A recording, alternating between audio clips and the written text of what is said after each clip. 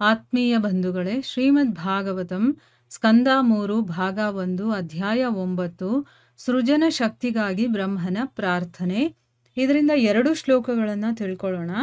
ಶ್ಲೋಕ 34. ನಾನಾ ಕರ್ಮವಿತಾನೇನ ಪ್ರಜಾ ಬಾಹ್ವಿಸ್ಸೃಕ್ಷತಃ ನಾತ್ಮ ವಸೀದತ್ಯಸ್ಮಿಂಸ್ಥೆ ವರ್ಷೀ ಯಾನ್ಮದನುಗ್ರಹ. ಅನುವಾದ: ನೀನು ಪ್ರಜಾ ಸಂಖ್ಯೆಯನ್ನು ಅಸಂಖ್ಯಾತವಾಗಿ ಹೆಚ್ಚಿಸಲು ಮತ್ತು ನಿನ್ನ ಸೇವಾ ವೈವಿಧ್ಯಗಳನ್ನು ವಿಸ್ತರಿಸಲು ಇಚ್ಛಿಸುವುದರಿಂದ ಈ ವಿಷಯದಲ್ಲಿ ನೀನೆಂದಿಗೂ ನಿರಾಕೃತನಾಗುವುದಿಲ್ಲ, ಏಕೆಂದರೆ ನಿನ್ನ ಮೇಲಿರುವ ನನ್ನ ಅವ್ಯಾಜ ಕರುಣೆಯು ಎಲ್ಲ ಕಾಲದಲ್ಲಿಯೂ ಹೆಚ್ಚುತ್ತಲೇ ಇರುವುದು. ಶ್ಲೋಕ 35. ಋಷಿ ಮಾಧ್ಯಂ ನ ಬಧ್ನಾತಿ ಪಾಪಿ ಯಾಂ ಸ್ವಾಂ ರಜೋಗುಣಃ ಯನ್ಮನೋಮಯಿ ನಿರ್ಬದ್ಧಂ ಪ್ರಜಾ ಸಂಸೃಜತೋಪಿ ತೇ. ಅನುವಾದ: ನೀನು ಮೊದಲಿಗನಾದ ಋಷಿಯಾಗಿರುವೆ. ನೀನು ನಾನಾ ಪ್ರಜಾ ಸೃಷ್ಟಿಯಲ್ಲಿ ನಿರತನಾಗಿದ್ದರೂ ನಿನ್ನ ಮನಸ್ಸು ಯಾವಾಗಲೂ ನನ್ನಲ್ಲಿ ನಿಬದ್ಧವಾಗಿರುವುದು. ಪಾಪಕಾರಿಯಾದ ರಜೋಗುಣವು ನಿನ್ನ ಮೇಲೆ ಅತಿಕ್ರಮಣ ಮಾಡಲಾರದು. ಇವು ಶ್ಲೋಕಗಳು ಮತ್ತು ಅವುಗಳ ಅನುವಾದ. ಈಗ ಭಾವಾರ್ಥದ ಮೂಲಕ ನಾವು ಇದರ ಅರ್ಥವನ್ನು ತಿಳ್ಕೊಳ್ಳೋದಕ್ಕೆ ಪ್ರಯತ್ನ ಮಾಡೋಣ. ಓದ ಭಾಗದಲ್ಲಿ ನಾವೇನು ತಿಳ್ಕೊಂಡ್ವಿ? ಭಗವಂತ ಹೇಳ್ತಾನೆ, ನೀನು ಸೂಕ್ಷ್ಮ ಮತ್ತು ಸ್ಥೂಲ ಶರೀರಗಳ ಕಲ್ಪನೆಯಿಂದ ಮುಕ್ತನಾದಾಗ ಮತ್ತು ನಿನ್ನ ಇಂದ್ರಿಯಗಳು ಈ ಭೌತಿಕ ಪ್ರಕೃತಿಯ ಗುಣಗಳಿದೆಯಲ್ಲ ಅದರ ಎಲ್ಲ ರೀತಿಯ ಪ್ರಭಾವಗಳಿಂದ ಮುಕ್ತವಾದಾಗ, ನನ್ನ ಒಡನಾಟದಲ್ಲಿದ್ದಾಗ ನಿನ್ನ ಶುದ್ಧ ಸ್ವರೂಪವನ್ನು ನೀನು ಸಾಕ್ಷಾತ್ಕಾರ ಮಾಡಿಕೊಳ್ತೀಯಾ. ಆಗ ನೀನು ಶುದ್ಧ ಪ್ರಜ್ಞೆಯಲ್ಲಿ ನೆಲೆಗೊಳ್ತೀಯಾ ಅಂತಂದ್ಬಿಟ್ಟು ಹೇಳಿದ್ದ. ಈಗ ಈ ಶ್ಲೋಕದಲ್ಲಿ ಏನು ಹೇಳ್ತಾ ಇದ್ದಾರೆ ಅಂತಂದರೆ, ಈಗ ನೀನು ಈ ಪ್ರಜಾ ಸಂಖ್ಯೆಯನ್ನು ಇನ್ನೂ ಜಾಸ್ತಿ ಅಸಂಖ್ಯಾತವಾಗಿ ಹೆಚ್ಚಿಸಬೇಕು.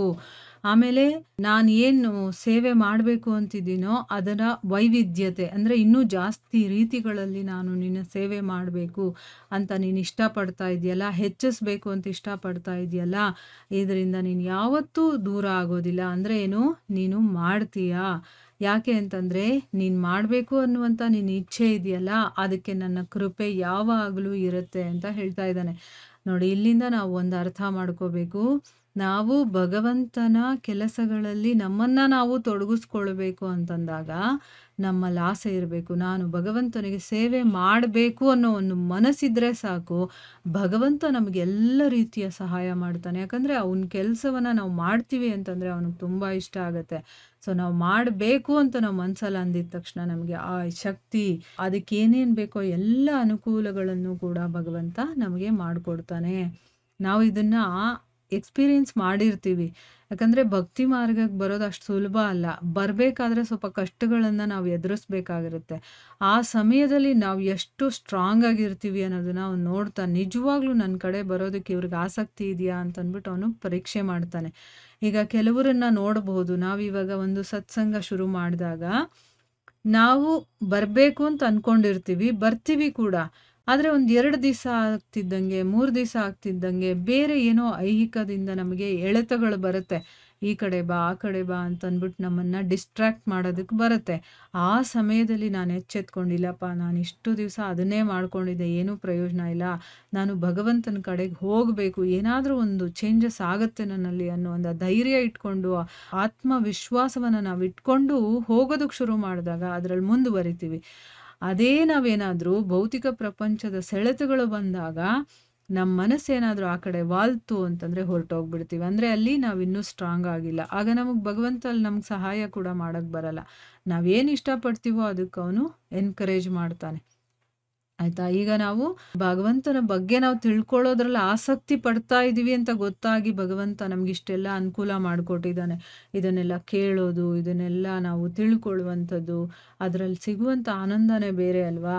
ಸೊ ಈ ರೀತಿಯ ಒಂದು ಅವ್ಯಾಜ ಕರುಣೆ ಅನ್ನೋದನ್ನು ನಾನು ನಿನಗೆ ಕೊಡ್ತೀನಿ. ಅದಕ್ಕೋಸ್ಕರ ನೀನು ಎಲ್ಲವನ್ನ ಸದಾಕಾಲ ಮಾಡ್ತಾ ಇರೋ ಥರ ಆಗುತ್ತೆ ಅಂತಂದ್ಬಿಟ್ಟು ಹೇಳಿದ್ದಾನೆ.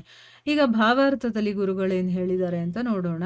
ಒಬ್ಬ ಶುದ್ಧ ಭಗವದ್ಭಕ್ತನು ವಿಶಿಷ್ಟವಾದ ಕಾಲ, ಉದ್ದೇಶ ಮತ್ತು ಪರಿಸ್ಥಿತಿಗಳ ಸತ್ಯಾಂಶಗಳನ್ನು ತಿಳಿದವನಾಗಿರುತ್ತಾನೆ. ಅವನು ವಿವಿಧ ರೀತಿಗಳಲ್ಲಿ ಭಗವದ್ಭಕ್ತರ ಸಂಖ್ಯೆಯನ್ನು ವಿಸ್ತಾರಗೊಳಿಸಲು ಯಾವಾಗಲೂ ಬಯಸುತ್ತಾನೆ. ಅಂತಹ ದಿವ್ಯ ಸೇವೆಯ ವಿಸ್ತರಣೆಗಳು ಭೌತಿಕವಾದಿಗೆ ಭೌತಿಕವಾಗಿ ಕಾಣಬಹುದು, ಆದರೆ ಸತ್ಯವಾಗಿಯೂ ಅವು ಭಕ್ತನ ಕಡೆಗೆ ಇರತಕ್ಕ ಭಗವಂತನ ಅವ್ಯಾಜ ಕರುಣೆಯ ವಿಸ್ತರಣೆಗಳಾಗಿವೆ. ಅಂತಹ ಚಟುವಟಿಕೆಗಳ ಬಗೆಗಿನ ಯೋಜನೆಗಳು ಭೌತಿಕವಾದ ಚಟುವಟಿಕೆಗಳಾಗಿ ಕಾಣಿಸಬಹುದು, ಆದರೆ ಅವು ಪರಮಪುರುಷನ ದಿವ್ಯ ಭಾವನೆಗಳನ್ನು ಸಂತುಷ್ಟಪಡಿಸುವುದಕ್ಕಾಗಿ ಇರುವುದರಿಂದ ಶಕ್ತಿಯಲ್ಲಿ ಭಿನ್ನ ರೀತಿಯಾಗಿರುತ್ತವೆ. ಅಂದರೆ ಇಲ್ಲಿ ಒಬ್ಬ ಶುದ್ಧ ಭಗವದ್ಭಕ್ತನಾಗಿದ್ದರೆ ಅವನಿಗೆ ಎಲ್ಲ ರೀತಿಯದ್ದು ಗೊತ್ತಿರುತ್ತೆ ವಿಷಯಗಳು. ಅವನು ಆ ಕಾಲ, ಆ ಉದ್ದೇಶ ಏನು, ಆ ಪರಿಸ್ಥಿತಿ ಏನು, ಅದು ಹೇಗೆ ನಡೀತಾ ಇದೆ, ಯಾಕೆ ನಡೀತಾ ಇದೆ, ಅದ್ರ ಬಗ್ಗೆ ಎಲ್ಲ ತಿಳುವಳಿಕೆ ಅವನಲ್ಲಿರುತ್ತೆ. ಅವನೇನು ಮಾಡ್ತಾನೆ, ಬೇರೆ ಬೇರೆ ರೀತಿಯಲ್ಲಿ ಭಗವಂತನ ಭಕ್ತರು ಇನ್ನೂ ಹೆಚ್ಚಾಗಬೇಕು. ಈಗ ನೀವು ಗಮನಿಸ್ತಿರ್ತೀರ ಇದನ್ನು, ಭಗವಂತನ ಭಕ್ತರು ಸುಮ್ಮನೆ ಇರೋದಿಲ್ಲ. ಅವರು ಭಕ್ತಿ ಮಾರ್ಗಕ್ಕೆ ಬರೋದಷ್ಟೇ ಅಲ್ಲದೆ ಬೇರೆಯವ್ರಿಗೂ ಕೂಡ ಅದನ್ನು ಹೇಳಿ ಅಲ್ಲಿಗೆ ಕರ್ಕೊಂಬರೋದಕ್ಕೆ ಪ್ರಯತ್ನ ಮಾಡ್ತಾ ಇರ್ತಾರೆ. ನಾವು ಬೇಕಾದಷ್ಟು ಕಡೆ ಪುಸ್ತಕಗಳನ್ನು ಅಂದರೆ ಭಗವದ್ಗೀತೆಯನ್ನಾಗಿರ್ಬೋದು ಅಥವಾ ಭಗವಂತನ ವಿಚಾರಗಳನ್ನು ಬೇರೆ ಬೇರೆಯವ್ರು ಹೇಳ್ತಾ ಇರೋದನ್ನು ಕೇಳ್ತೀವಿ ಅಲ್ಲಲ್ಲಿ ದೇವಸ್ಥಾನಗಳ ಹತ್ರ, ಅಥವಾ ಯಾವುದಾದ್ರೂ ದೊಡ್ಡ ದೊಡ್ಡ ಒಂದು ಫೆಸ್ಟಿವಲ್ಗಳು ನಡೆಯುತ್ತಲ್ಲ ಅಂಥ ಸಮಯದಲ್ಲಿ ನಮ್ಮನ್ನು ಉತ್ತೇಜನೆ ಮಾಡೋದಕ್ಕೆ ಬರ್ತಾರೆ. ಈ ಥರ ಬನ್ನಿ, ಸತ್ಸಂಗ ಇರುತ್ತೆ ಬನ್ನಿ, ಇಂಥ ಧರ್ಮಗ್ರಂಥ ಓದಿ ಅಂತೆಲ್ಲ ಹೇಳ್ತಿರ್ತಾರೆ. ಅವ್ರಿಗೇನಾಗಿದೆ, ಅವ್ರಿಗೆ ಯಾಕೆ ಬೇಕು ಅಲ್ವಾ? ಈಗ ನನಗೆ ಗೊತ್ತಿದೆ, ನಾನು ತಿಳ್ಕೊಂಡ್ರೆ ಆಯಿತು, ನಾನು ಮಾಡ್ತಾ ಇದ್ದೀನಿ ಸಾಕು ಅಂತ ಸುಮ್ಮನೆ ಇರ್ತಾರೆ ಅವರು? ಇಲ್ಲ, ಅವ್ರೇನು ಮಾಡ್ತಾರೆ, ನಾನು ತಿಳ್ಕೊಂಡು ನಾನು ಆನಂದ ಪಡ್ತಾ ಇದ್ದೀನಲ್ಲ, ಯಾಕಂದರೆ ನನ್ನ ಸ್ವರೂಪ ಏನು ಅನ್ನೋದು ಅವ್ರಿಗೆ ಚೆನ್ನಾಗಿ ಗೊತ್ತಿರುತ್ತೆ. ಸೊ ಅದಕ್ಕೆ ಅವರು ಅದನ್ನು ತಿಳ್ಕೊಂಡು ಅವರು ಕೂಡ ಈ ಆನಂದವನ್ನು ಪಡೀಲಿ ಅಂತಂದ್ಬಿಟ್ಟು ಅವರನ್ನು ಫೋರ್ಸ್ ಮಾಡಿ, ಅಂದರೆ ಒಂದು ಉತ್ತೇಜನೆಯನ್ನು ಕೊಟ್ಟು ಕರಿತಾ ಇರ್ತಾರೆ. ನೀವು ಕಲ್ತ್ಕೊಳ್ಳಿ, ನೀವು ಬನ್ನಿ ಓದಿ ಅಥವಾ ಕೇಳಿ, ಭಗವಂತನ ಭಜನೆಯಲ್ಲಿ ಪಾಲ್ಗೊಳ್ಳಿ ಅಂತ. ಅಂದರೆ ತನ್ನ ಹಾಗೆ ಅವರನ್ನೂ ಕೂಡ ಭಗವಂತನ ಭಕ್ತರನ್ನಾಗಿ ಮಾಡೋದಕ್ಕೆ, ಅದನ್ನು ವಿಸ್ತಾರಗೊಳಿಸೋದಕ್ಕೆ ಅವರು ಇಷ್ಟಪಡ್ತಾರೆ. ಅಂತಹ ದಿವ್ಯ ಸೇವೆಯ ವಿಸ್ತರಣೆಗಳು, ಈಗ ನೋಡಿ ಭಗವಂತನ ದೇವಸ್ಥಾನದಲ್ಲಿ ಸೇವೆಗಳನ್ನು ಮಾಡಿಸೋದಾಗಿರ್ಬೋದು, ಅಥವಾ ಬೇರೆಯವರಿಗೆ ಅದರ ಬಗ್ಗೆ ವಿಚಾರಗಳನ್ನು ತಿಳಿಸೋದಾಗಿರ್ಬೋದು, ಅಥವಾ ಭಗವಂತನ ಬಗ್ಗೆ ಇರುವಂಥ ಪುಸ್ತಕಗಳನ್ನು ಮಾರಾಟ ಮಾಡೋದಾಗಿರ್ಬೋದು. ಇದೆಲ್ಲ ನಮಗೆ ಭೌತಿಕದಲ್ಲಿರೋ ಅಂಥವ್ರಿಗೆ ಏನು ಅನಿಸುತ್ತೆ, ನಮ್ಮ ಹಾಗೆ ಅವರು ಏನೋ ಒಂದು ಕೆಲಸ ಮಾಡ್ತಿದ್ದಾರೆ ಅಂತ ನಮಗನ್ಸುತ್ತೆ.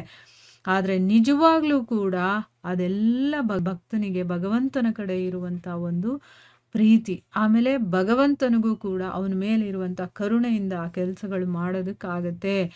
ಏನೇ ನಾವು ಮಾಡಿದ್ರು, ಈಗ ಕೆಲವರು ಏನು ಮಾಡ್ತಾರೆ ಅಂತಂದರೆ, ರಾಜಕೀಯ ಆಗಿರಬಹುದು, ಬೇರೆ ಇನ್ಯಾವುದಾದ್ರೂ ದೊಡ್ಡ ದೊಡ್ಡ ಪೋಸ್ಟ್ಗಳಿರುತ್ತಲ್ಲ ಅಂಥದ್ರಲ್ಲೂ ಕೂಡ ಭಗವಂತನ ಶುದ್ಧ ಭಕ್ತರು ಇರೋದನ್ನು ನಾವು ಕಾಣ್ತೀವಿ. ಯಾಕೆ ಅಲ್ಲಿಗೆ ಬರ್ತಾರವರು ಅಂತಂದರೆ, ಯಾಕೆ ಅಂತಂದರೆ ಭಗವಂತ ಅವರಿಗೆ ಪ್ರೇರಣೆಯನ್ನು ಕೊಟ್ಟಿರ್ತಾನೆ. ಈಗ ನನ್ನ ಒಂದು ಜಗತ್ತಿನ ಸ್ಥಿತಿ, ಇಲ್ಲಿ ಏನೋ ಒಂದು ತೊಂದರೆ ಆಗ್ತಾ ಇದೆ, ಸೊ ನೀನು ಅಲ್ಲಿದ್ದು ಆ ಕೆಲಸವನ್ನು ಮಾಡು ಅಂತ ಭಗವಂತ ಅವ್ರಿಗೆ ಪ್ರೇರಣೆ ಕೊಟ್ಟಿರ್ತಾನೆ. ಈಗ ಒಬ್ಬ ಒಳ್ಳೆ ಶುದ್ಧ ಭಕ್ತನಾಗಿರೋನು, ಅವ್ನಿಗೆ ಯಾವುದೇ ಒಂದು ಕಲ್ಮಶಗಳಿರೋದಿಲ್ಲ, ಅವ್ನಿಗೆ ಯಾವುದೇ ಆಸೆ ಏನೂ ಇರೋದಿಲ್ಲ, ಭಗವಂತನ ಸೇವೆ ಅನ್ನೋದು ಅಷ್ಟೇ ಇರುತ್ತೆ ಅವನ ಮೈಂಡಲ್ಲಿ. ಆ ರೀತಿ ಇಟ್ಕೊಂಡು ಅಂಥವನೇನಾದರೂ ಅಂತ ಒಂದು ಜಾಗಕ್ಕೆ ಬಂದಾಗ ಅಲ್ಲಿಂದ ಒಳ್ಳೆಯದೇ ಆಗುತ್ತೆ ಹೊರತು ಬೇರೆಯವರಿಗೆ ಕೆಟ್ಟದಂತೂ ಆಗೋದಿಲ್ಲ ಅಲ್ವಾ? ಅಲ್ಲಿ ಏನೋ ಒಂದು ಸರಿ ಮಾಡೋದಕ್ಕೋಸ್ಕರ ಭಗವಂತನ ಪ್ರೇರಣೆಯಿಂದ ಅವ್ರು ಆ ಕೆಲಸ ಮಾಡ್ತಿರ್ತಾರೆ. ಈ ರೀತಿ ನಾವು ನೋಡೋದಿಲ್ಲ. ಇವ್ರು ಸನ್ಯಾಸಿ ಆಗೋಗಿದ್ದಾರೆ, ಇವರು ಎಲ್ಲವನ್ನ ಬಿಟ್ಟಿದ್ದೀನಿ ಅಂತಾರೆ, ಏನಕ್ಕೆ ರಾಜಕೀಯಕ್ಕೆ ಬಂದರು ಆ ರೀತಿ ಮಾತಾಡ್ಕೊಳ್ತೀವಿ. ಅಥವಾ ಇವ್ರಿಗೆ ಯಾಕೆ ಬೇಕಿತ್ತು ಈ ಪೋಸ್ಟು, ಅಥವಾ ಇವ್ರಿಗೆ ಯಾಕೆ ಬೇಕಿತ್ತು ಇಂಥ ಕೆಲಸ ಅಂತೆಲ್ಲ ನಾವು ಮಾತಾಡ್ಕೊಳ್ತೀವಿ. ನಮ್ಗೆ ಯಾಕೆ ಅಂತಂದರೆ ಅದು ಭೌತಿಕದ ಹಾಗೆ ಕಾಣಿಸುತ್ತೆ, ಆದರೆ ಅಲ್ಲಿ ನಿಜಸ್ಥಿತಿ ಅರಿವಾಗಬೇಕು ಅಂತಂದರೆ ನಮಗೆ ಜ್ಞಾನ ಅನ್ನೋದು ಇರಬೇಕು. ನಮ್ಮ ಬುದ್ಧಿಮಟ್ಟ ಹೆಚ್ಚಾದಾಗ ಮಾತ್ರ ನಾವು ಅದನ್ನು ತಿಳ್ಕೊಳ್ಳೋದಕ್ಕೆ ಸಾಧ್ಯ ಆಗೋದು. ಸೊ ಅದಕ್ಕೋಸ್ಕರನೇ ಇಲ್ಲಿ ಹೇಳ್ತಾ ಇದ್ದಾರೆ, ಆ ಭಗವಂತನ ಭಕ್ತರು ಮಾಡುವಂತಹ ಚಟುವಟಿಕೆಗಳು ಸಾಮಾನ್ಯವಾಗಿ ಕಾಣಿಸ್ಬಹುದು, ಆದರೆ ಅದು ನಿಜವಾಗ್ಲೂ ಸಾಮಾನ್ಯವಾಗಿರೋದಿಲ್ಲ. ಅದು ಭಗವಂತನ ದಿವ್ಯ ಭಾವನೆಗಳನ್ನು ಸಂತುಷ್ಟಪಡಿಸೋದಕ್ಕೋಸ್ಕರ ಬೇರೆ ಬೇರೆ ಶಕ್ತಿಯಾಗಿ ಬೇರೆ ಬೇರೆ ರೀತಿಯಲ್ಲಿ ಕೆಲಸಗಳನ್ನು ಮಾಡ್ತಾ ಇರುತ್ತೆ ಅನ್ನೋದು ಇಲ್ಲಿ ಹೇಳ್ತಾ ಇರೋದು. ಆಮೇಲೆ ಮುಂದಿನ ಶ್ಲೋಕದಲ್ಲಿ ಹೇಳ್ತಾರೆ, ನೀನು ಮೊದಲಿಗನಾದ ಋಷಿ. ನೋಡಿ ಇಲ್ಲಿ ಋಷಿ ಅಂತ ಹೇಳಿದ್ದಾರೆ, ಅಂದರೆ ಒಬ್ಬ ಮಹರ್ಷಿ. ಈ ಪ್ರಪಂಚಕ್ಕೆಲ್ಲ ನೀನೇ ಮೊದಲ ಋಷಿ. ನೀನು ಬೇರೆ ಬೇರೆ ಪ್ರಜಾ ಸೃಷ್ಟಿಯಲ್ಲಿ ನಿರತನಾಗಿದ್ರೂ ಕೂಡ ನಿನ್ನ ಮನಸ್ಸು ಸದಾ ನನ್ನಲ್ಲೇ ನಿಬದ್ಧವಾಗಿರುತ್ತೆ. ಯಾಕಂದರೆ ನನ್ನ ಕೃಪೆ ನಿನ್ನ ಮೇಲಿದೆ. ಯಾಕಂದರೆ ನೀನು ನನ್ನ ಕೆಲಸವನ್ನು ಮಾಡ್ತಾ ಇರೋದು. ಸೊ ನಿನ್ನನ್ನು ಸೇಫಾಗಿ ಇಟ್ಕೊಳ್ಳೋದು ನನ್ನ ಜವಾಬ್ದಾರಿ. ಭಗವಂತ ಭಗವದ್ಗೀತೆಯಲ್ಲೂ ಹೇಳಿದಾನಲ್ವಾ, ಯೋಗಕ್ಷೇಮಂ ವಹಾಮ್ಯಹಂ, ನಾನು ನಿನ್ನ ಯೋಗಕ್ಷೇಮವನ್ನು ನೋಡ್ಕೊಳ್ತೀನಿ ಅಂತ. ಸೊ ಈ ಪಾಪಕಾರಿಯಾಗಿರುವಂಥ ರಜೋಗುಣ ಹೆಚ್ಚಾದಾಗಲೇ ನಾವು ಎಲ್ಲ ರೀತಿಯ ಪಾಪಗಳನ್ನು ಮಾಡೋದು. ಅದು ನಿನ್ನ ಮೇಲೆ ಅತಿಕ್ರಮಣವಾಗದೇ ಇರೋ ಹಾಗೆ ನಾನು ನೋಡ್ಕೊಳ್ತೀನಿ. ಯಾಕಂದರೆ ನೀನು ಋಷಿ ಅಂದರೆ ನನ್ನನ್ನು ಮಾತ್ರ ಭಜಿಸ್ತಾ ಇರುವಂಥವನು. ನನ್ನ ಕೆಲಸದಲ್ಲಿ ನೀನು ತೊಡಗಿರೋದ್ರಿಂದ ನಿನ್ನನ್ನು ನೋಡ್ಕೊಳ್ಳೋ ಜವಾಬ್ದಾರಿ ನಂದು ಅಂತಂದ್ಬಿಟ್ಟು ಹೇಳ್ತಾನೆ. ಈಗ ಭಾವಾರ್ಥದಲ್ಲಿ ಗುರುಗಳೇನು ಹೇಳಿದ್ದಾರೆ ಅಂತ ತಿಳ್ಕೊಳ್ಳೋಣ. ದ್ವಿತೀಯ ಸ್ಕಂದ ಅಧ್ಯಾಯ 9 ಶ್ಲೋಕ 36ರಲ್ಲಿ ಬ್ರಹ್ಮನಿಗೆ ಇದೇ ಬಗೆಯ ಆಶ್ವಾಸನೆಯನ್ನು ಕೊಡಲಾಗಿದೆ. ಭಗವಂತನಿಂದ ಹಾಗೆ ಅನುಗ್ರಹವನ್ನು ಹೊಂದಿದ ಬ್ರಹ್ಮನ ಕಾರ್ಯರೇಖೆಗಳು ಮತ್ತು ಯೋಜನೆಗಳು ಎಲ್ಲವೂ ಅಸ್ಖಲಿತವಾದುವು. 10ನೇ ಸ್ಕಂದದಲ್ಲಿ ಕಾಣುವಂತೆ ಕೆಲವು ವೇಳೆ ಬ್ರಹ್ಮನು ಕಂಗೆಟ್ಟವನಂತೆ ಕಾಣಿಸಿದರೂ ಅವನು ಅಂತರಂಗ ಶಕ್ತಿಯ ಕಾರ್ಯವನ್ನು ಕಂಡು ಕಂಗೆಟ್ಟುದಾಗಿರುತ್ತದೆ. ಅದು ಕೂಡ ಅವನ ದಿವ್ಯ ಸೇವೆಯ ಪುರೋಭಿವೃದ್ಧಿಗಾಗಿ ಆಗಿರುತ್ತದೆ. ಅರ್ಜುನನು ಹೀಗೆಯೇ ಕಂಗೆಟ್ಟವನಾಗಿ ಕಾಣಿಸಿದ್ದನು. ಭಗವಂತನ ಶುದ್ಧ ಭಕ್ತರಿಗೆ ಉಂಟಾದ ಅಂತಹ ದಿಗ್ಭ್ರಮೆಯು ಭಗವಂತನ ಬಗ್ಗೆ ಇದ್ದ ಜ್ಞಾನದ ಪುರೋಭಿವೃದ್ಧಿಯ ವಿಶೇಷ ಉದ್ದೇಶದಿಂದ ಕೂಡಿರುತ್ತದೆ. ಇಲ್ಲಿ 2ನೇ ಸ್ಕಂದದಲ್ಲೂ ಕೂಡ ಬ್ರಹ್ಮನಿಗೆ ಇದೇ ರೀತಿ ಆಶ್ವಾಸನೆಯನ್ನು ಕೊಟ್ಟಿರೋ ಬಗ್ಗೆ ಇಲ್ಲಿ ನೆನಪಿಸ್ತಾ ಇದ್ದಾರೆ ಗುರುಗಳು. ಭಗವಂತನಿಂದ ಅನುಗ್ರಹವನ್ನು ಪಡೆದಂತಹ ಬ್ರಹ್ಮನ ಕೆಲಸಗಳು ಮತ್ತು ಅವನು ಏನೇನು ಯೋಜನೆಗಳನ್ನು ಹಾಕ್ಕೊಳ್ತಾನೋ, ಅಂದರೆ ಈ ಸೃಷ್ಟಿಯನ್ನು ಹೇಗೆ ಮಾಡಬೇಕು, ಯಾರನ್ನ ಸೃಷ್ಟಿ ಮಾಡಬೇಕು, ಅದೆಲ್ಲವೂ ಕೂಡ ಸರಿಯಾಗಿ ನಡ್ಕೊಳ್ತಾ ಹೋಗುತ್ತೆ. ಇನ್ನು 10ನೇ ಸ್ಕಂದದಲ್ಲಿ ಕೆಲವೊಂದು ಸರಿ ಬ್ರಹ್ಮ ಕಂಗೆಟ್ಟಿರೋನ ಹಾಗೆ ಕಾಣಿಸಿದ್ರು ಕೂಡ, ಅಂದರೆ ಏನು, ಒಂದು ಇನ್ಸಿಡೆಂಟ್ ಬರುತ್ತೆ. ಅಂದರೆ ಬ್ರಹ್ಮನಿಗೆ ನಾನೇ ಸೃಷ್ಟಿ ಮಾಡ್ತಾ ಇರೋದು, ನನ್ನನ್ನು ಬಿಟ್ಟರೆ ಇನ್ಯಾರು ಸೃಷ್ಟಿ ಮಾಡೋದಕ್ಕಿಲ್ಲ ಅನ್ನುವಂಥ ಒಂದು ಸಣ್ಣ ಅಹಂಕಾರ ಅವನಿಗೆ ಬರುತ್ತೆ. ಕೃಷ್ಣ ಹಸುಗಳನ್ನೆಲ್ಲ ಮೇಯಿಸ್ಕೊಂಡು ಬರ್ತಾನಲ್ಲ, ಅದನ್ನೆಲ್ಲ ಅವನು ಕದ್ಕೊಂಡು ಹೋಗ್ಬಿಡ್ತಾನೆ. ಈ ರೀತಿ ಒಂದು ಘಟನೆ ನಡೆಯುತ್ತೆ. ಆ ಸಮಯದಲ್ಲಿ ಬ್ರಹ್ಮನಿಗಿವಾಗ ಹೇಗೆ ಮತ್ತೆ ಅವನಿಗೂ ಕೂಡ ಈ ರೀತಿ ನಮಗೆ ಗುಣಗಳ ಪ್ರಭಾವ ಆಗುತ್ತಲ್ಲ, ಆ ರೀತಿ ಏನಾದರೂ ಆಯ್ತಾ ಅಂತ ನಾವು ಅನ್ಕೋಬೋದು. ಆದರೆ ಅಲ್ಲಿ ಆ ರೀತಿ ಅಲ್ಲ. ಬ್ರಹ್ಮ ಯಾವತ್ತೂ ಭಗವಂತನ ವಿರುದ್ಧ ಹೋಗೋದಿಲ್ಲ.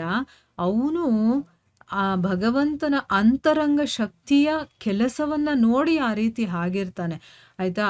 ಆಗ ಒಂದು ಸಣ್ಣ ಚೇಂಜ್ ಆಗೋದಕ್ಕೆ ಅಥವಾ ಆ ಭಗವಂತನ ಸೇವೆಯನ್ನ ಇನ್ನೂ ಹೆಚ್ಚಾಗಿ ಮಾಡಲಿ ಅನ್ನೋದಕ್ಕೋಸ್ಕರ ಆ ರೀತಿ ಒಂದು ಘಟನೆಯನ್ನ ಸೃಷ್ಟಿ ಮಾಡಿರ್ತಾನೆ ಭಗವಂತ. ತನ್ನ ಭಕ್ತರಿಗೆ ಆಗಾಗ ಒಂದು ಸ್ವಲ್ಪ ಚುರುಕು ಮುಟ್ಸೋದು ಅಂತ ಹೇಳ್ತಾರೆ. ಯಾಕಂದರೆ ಅವನು ಒಂದೇ ಸಮ ಹೋಗ್ತಾ ಇರ್ತಾನೆ. ಅವನು ಇನ್ನೂ ಒಂದು ಸ್ವಲ್ಪ ಇನ್ನೂ ಚೆನ್ನಾಗಿ ಅವನು ಆನಂದವನ್ನು ಪಡಲಿ, ಇನ್ನೂ ನನ್ನ ಸೇವೆಯನ್ನು ಮಾಡಲಿ ಅಂತಂದ್ಬಿಟ್ಟು ಭಗವಂತ ಅಲ್ಲಲ್ಲಿ ಅವನಿಗೆ ಏನಾದರೂ ಒಂದು ಘಟನೆಯನ್ನು ಕೊಟ್ಟಾಗ ಅವರಲ್ಲಿ ಇನ್ನೂ ಹೆಚ್ಚಾಗತ್ತೆ ಪ್ರೀತಿ. ಆಗ ಅವ್ರು ಇನ್ನೂ ಹೆಚ್ಚು ಆನಂದವನ್ನು ಪಡೆಯೋದಕ್ಕಾಗತ್ತೆ. ಅಂದರೆ ಅವರು ಮಾಡುವಂತಹ ಸೇವೆಯಲ್ಲಿ ಇನ್ನೊಂದಷ್ಟು ಅಭಿವೃದ್ಧಿ ಆಗಲಿ ಅನ್ನೋದಕ್ಕೋಸ್ಕರ ಆಗಿರುತ್ತೆ.